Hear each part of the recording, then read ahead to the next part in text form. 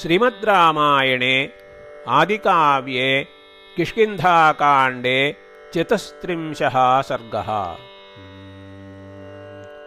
तमप्रतिहतं क्रुद्धं प्रविष्टं पुरुषर्षभं सुग्रीवो लक्ष्मणं दृष्ट्वा बभूव व्यथितेन्द्रियः।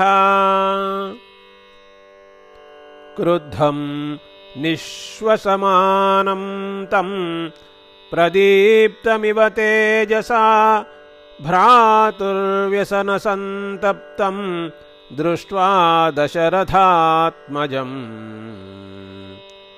उत्पपात हरिश्रेष्ठः हित्वा सौवर्णमासनं महान् महेन्द्रस्य यथा स्वलङ्कृत इव ध्वजः। उत्पतन्तमनूत्पेतुः रुमाप्रभृतयः स्त्रियः सुग्रीवं गगने पूर्णं चन्द्रं तारागणा इव। संरक्तनयनः श्रीमान् सञ्चचार कृताञ्जलिः बभूवावस्थितस्तत्र कल्पवृक्षो महानिव। रुमाद्वितीयं सुग्रीवं नारीमध्यगतं स्थितम् अब्रवील्लक्ष्मणः क्रुद्धः सतारं शशिनं यथा।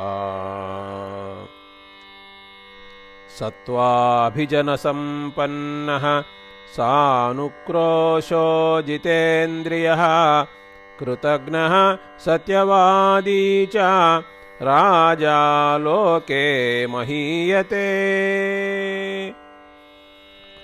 यस्तु राजा स्थितो धर्मे मित्राणामुपकारिणां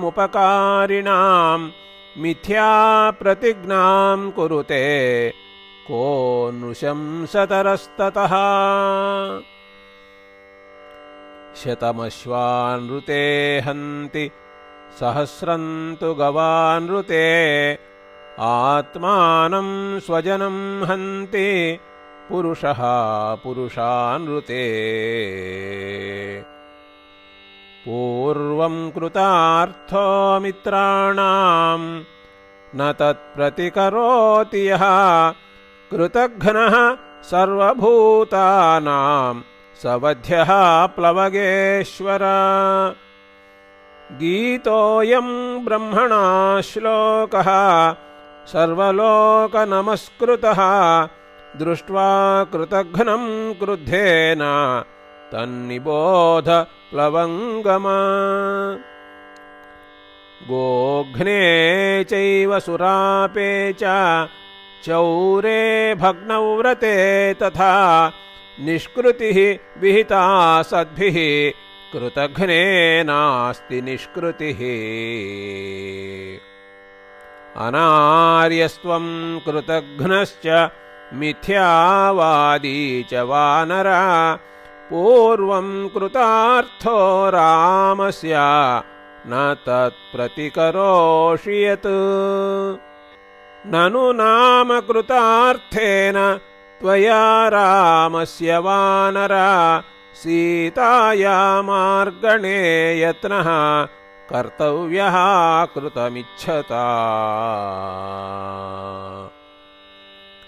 सत्वं ग्राम्येषु भोगेषु सक्तो मिथ्या प्रतिश्रवः न त्वां रामो विजानीते सर्पं मण्डूकराविणम्।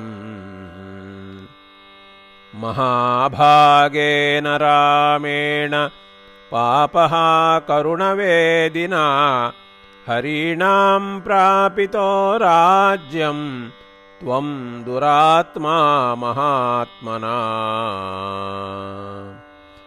कृतं चेन्नाभिजानीषे राघवस्य महात्मनः सद्यस्त्वं निशितैर्बाणैः हतो द्रक्ष्यसि वालिनम्। न स संकुचितः पन्थाः येन वाली हतो गतः समये तिष्ठ सुग्रीव मा वालिपथमन्वगाः